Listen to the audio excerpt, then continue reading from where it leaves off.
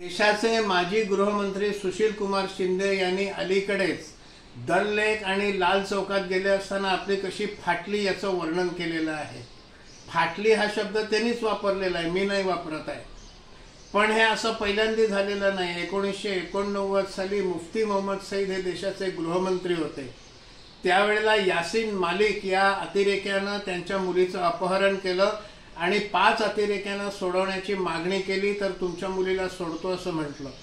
गृहमंत्र्यांना कठोर होता आलं नाही। देशाच्या सुरक्षेपेक्षा, काश्मीरच्या सुरक्षेपेक्षा आपली मुलगी सोडवणे त्यांना महत्त्वाचं वाटलं।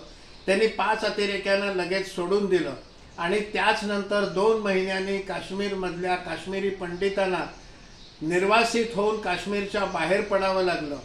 हेच यासीन मलिक नंतर पंतप्रधान मनमोहन सिंग यांचे निमंत्रित म्हणून त्यांच्या घरी देखील जाऊन आले, त्याचेही फोटोज उपलब्ध आहेत।